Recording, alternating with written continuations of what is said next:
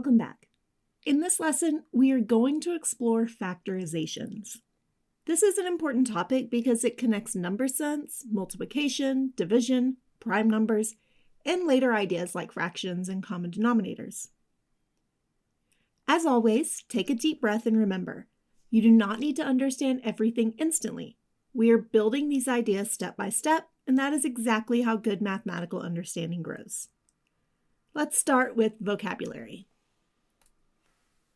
A prime number is a whole number greater than 1 who has exactly 2 positive factors, 1 in itself. Some examples include 2, since this is just 1 times 2, 3, since that is only 1 times 3, 5, since that's only 1 times 5, 7, and 11.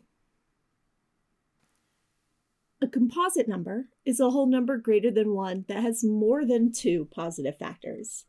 Examples would include 4, 6, 8, 9, 10, and 12. Each of these has more than 2 factors. I have been using the word factor, but I haven't defined it. A factor is a number that multiplies with another number to make a product. So if I think about a number like 6, its factors would be 1, since I can multiply 1 times 6 to make 6, 2, since I can do 2 times 3 to get 6, 3, since I can do 3 times 2 to get 6, and 6, since I can do 6 times 1 to get 6. For a number like 5, we would only have 1 and 5, since those are the only numbers that multiply to make 5. A multiple of a number is the result of multiplying that number by a whole number. So if I go back to 6, 6 times 1 is 6, 6 times 2 is 12, 6 times 3 is 18, 6 times 4 is 24, 6 times 5 is 30, and we can keep going. But these are all of the multiples. I multiply 6 by a whole number to get the multiple. A divisor is a number that divides another number evenly. So if I think about 6, 1 divides into 6 evenly, 2, 6 divided by 2 is 3, we have 3 since 6 divided by 3 is 2, and we have 6 since 6 divided by 6 is 1. In elementary settings, the words factor and divisor often describe the same relationship. But divisor emphasizes division, while factor emphasizes multiplication. A number is said to be divisible by another number if dividing gives a whole number with no remainder.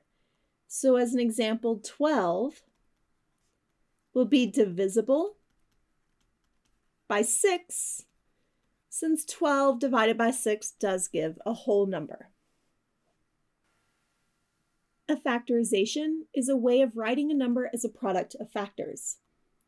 So for a number like 24, one factorization would be 1 times 24.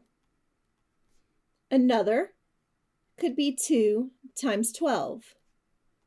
Yet another, 4 times 6, and nothing says this has to be 2 numbers. I could have also written 24 as 2 times 2 times 6, and this would still be a factorization. A factor pair is a pair of numbers that multiply to make a given number. So if we go back to 24, the pairs will only have 2. So we could have 1 and 24 as a factor pair, 2 and 12 as a factor pair, 3 and 8 as a factor pair, and 4 and 6 as a factor pair. A prime factorization is writing a number as a product of primes only. So for 24, we would write this as 2 times 2 times 3 times 3. This is a very specific type of factorization where we only use prime numbers. And a factor tree is one very specific visual way to break a number into factors again and again until all of the factors are prime. We will do several examples of factor trees in future videos. Let's do a little more practice with this vocabulary with the number 6. First, we will list the multiples of 6. 6 times 1 is 6. 6 times 2 is 12. 6 times 3 is 18. 6 times 4 is 24. 6 times 5 is 30. 6 times 6 is 36. And we can continue going indefinitely. There is an infinite amount of multiples. Next, let's list the factors of 6. These are the numbers that divide 6 evenly.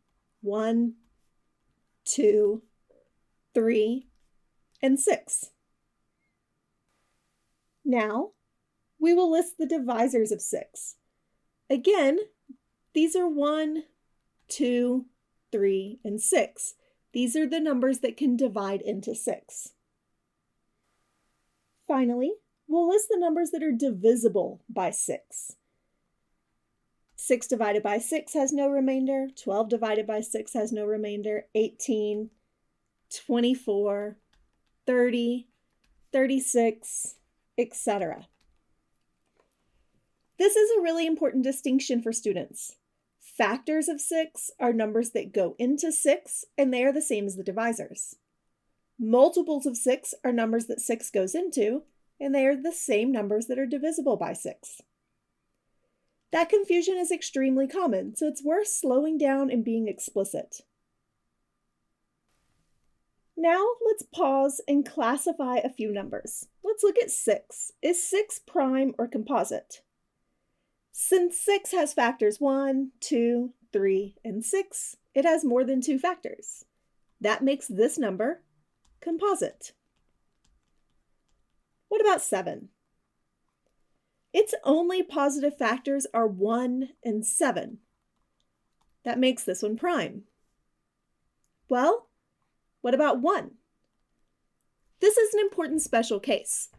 The number 1 is neither prime nor composite because it has only one positive factor. As future teachers, it helps to remember that vocabulary is not just about memorizing words. Each word points to a mathematical relationship. When students learn the language carefully, they are much more prepared to reason later. You are doing important work here.